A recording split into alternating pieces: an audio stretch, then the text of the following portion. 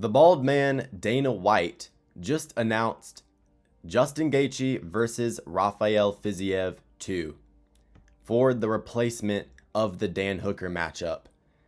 He literally just went live about 15 minutes ago, and I'm almost sick to my stomach because, look, I've mentioned this in the past in my most recent video where I spoke about how I wanted Justin Gaethje to fight Mateusz Gamrot. Justin Gaethje is my favorite fighter, and I don't want to see him lose, and I definitely don't want to see him get knocked out. And I'm really afraid that Justin Gaethje is going to get knocked out within the first 2 rounds against Rafael Fiziev. Look, I'm very biased towards making predictions with fighters that I like. You know, Yuri, Justin, for example. I picked Justin Gaethje to beat Max Holloway. One of my worst predictions of all time. And, you know, I had the rose-tinted glasses on. I was being biased. And, you know, in hindsight, I shouldn't have picked him to win that fight.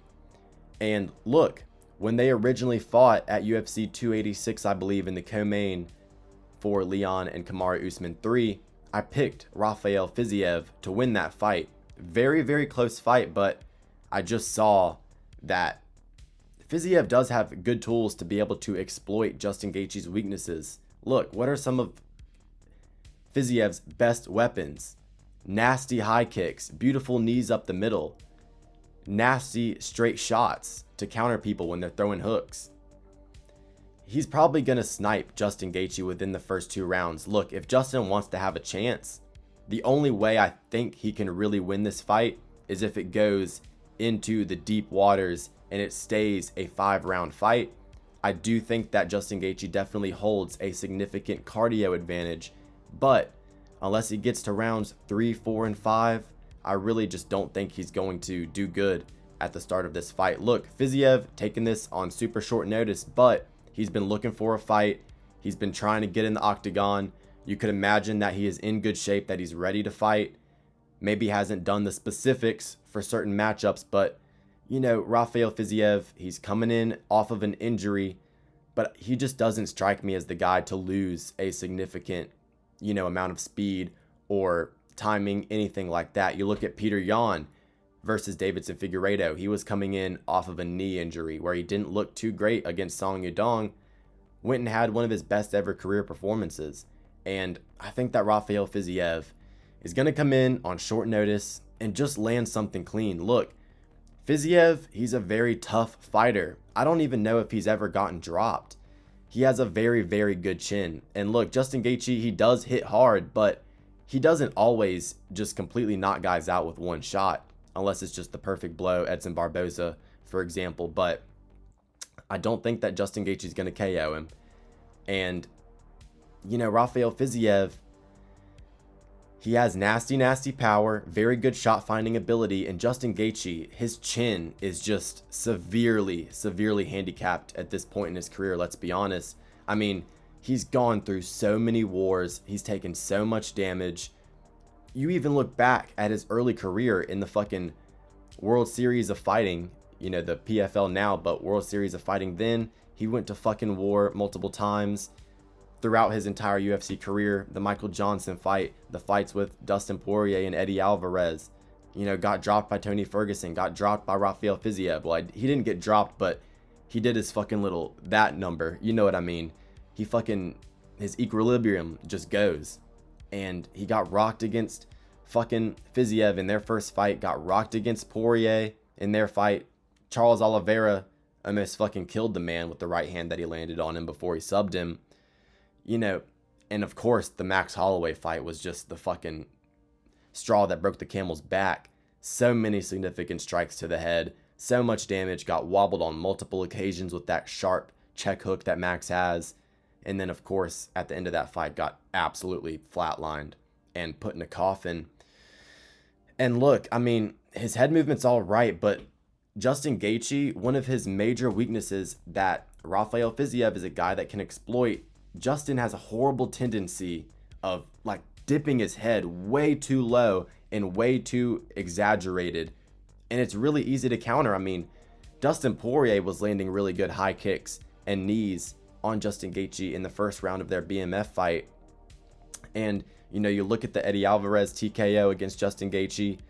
I think it's going to, you know, be something like that ends this fight. Look, I will literally jump through the roof out of happiness if Justin Gaethje wins this fight.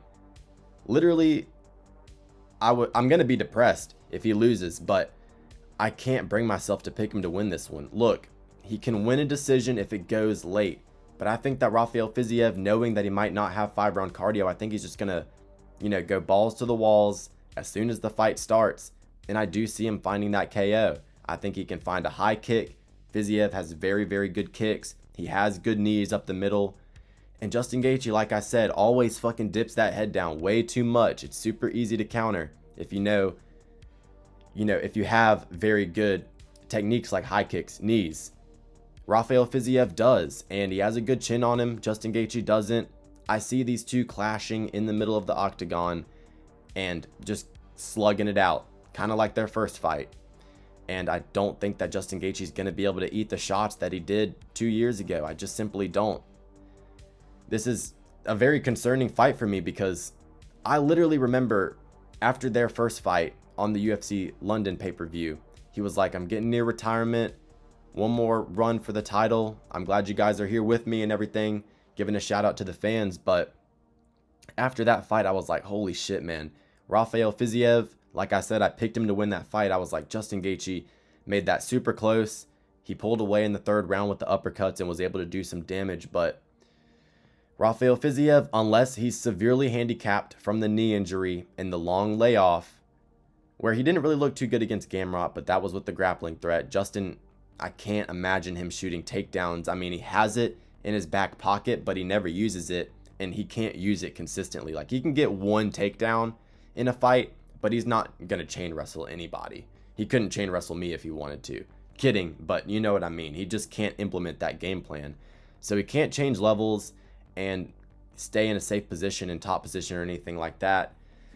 I'm super concerned because I just see Justin Gaethje losing by KO here. I would have rather him fought Renato Moicano and maybe just get subbed. But, you know, I would rather him get subbed than TKO'd because I do think he's going to retire after his next loss. But, yeah, it's depressing. I wanted to see him fight Gamrot, who can do no damage. Even if Gamrot would have won, it just would have been him holding Justin against the fence. I wanted to see him fight Dustin Poirier for the retirement fight in fucking Louisiana. Down in fucking Lafayette, Louisiana. Now, I'm pretty sure they're doing it in New Orleans. But still, I wanted to see Justin Gaethje versus Dustin Poirier 3. That would have been fitting for both of these guys. But, look, Justin Gaethje, yeah, he has some momentum. And I guess, in terms of his resume, it does, help his resume. It's a great win to have Rafael Fiziev on there twice. But nonetheless, it's not like this is a #1 contenders fight or anything like that. He's not getting back to the belt, like I've said. So I didn't want to see him face a super dangerous matchup. So yeah, this is me just coping about Justin Gaethje. He's probably going to lose. I'm picking Fiziev by round 2 TKO here. And it pains me to say that, but it's just what I see happening. If you guys enjoyed the video, like and subscribe, leave a comment, and have a great rest of your day. Enjoy the card this weekend and next weekend. Cap versus Almabayev predictions coming soon within the next, 36 hours. But had to make this one first. Literally just saw the announcement. And yeah, that's all there is to it.